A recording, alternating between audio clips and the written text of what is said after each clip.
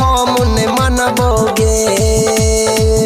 शादिया बुहे तो तोहार दैला ये लकाड अब हम ने मनबोगे अब हम ने मनबोगे कि छोरा के जइभी जहिया ससुरार लोरे झोरे कनबोगे कि छोरा के जइभी जहिया ससुरार लोरे झोरे कनबोगे शादिया बुहे तो तोहार दैला ये लकाड अब हम ने मनबोगे अब हम ने मनबोगे कि छोरा के जइभी तो ससुरार लोरे झोरे कनबोगे कि छोरा के जइभी तो ससुरार लोरे झोरे कनबोगे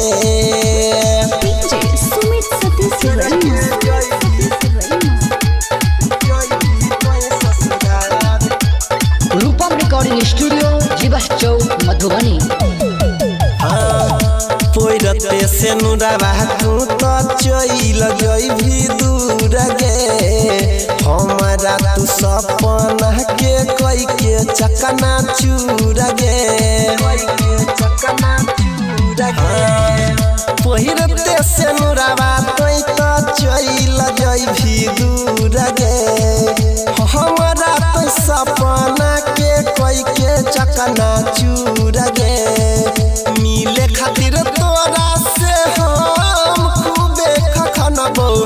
ये बात के जानबोगे ये बात के जानबोगे कि छोरा के जइभी जहिया ससुरार लोरे झोरे कनबोगे कि छोरा के जइभी जहिया ससुरार लोरे झोरे कनबोगे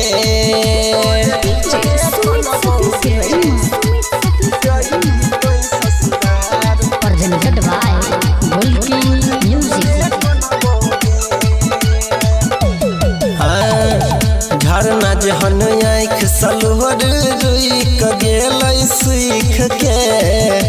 टूटल दिल के हमें सटबो फेबी क्विक से झरना जहन आँख सलोहर रुइक गेल सीख के टूटल दिल के हमें सटबो फेबी क्विक से अनिल रूपम सितम हम सहबो रंजन से कहबोगे विकेश से कहबोगे कि छोरा के जइभी जहिया ससुरार लोरे झोरे कनबोगे कि छोरा के जइभी जहिया ससुरार लोरे झोरे कनबोगे।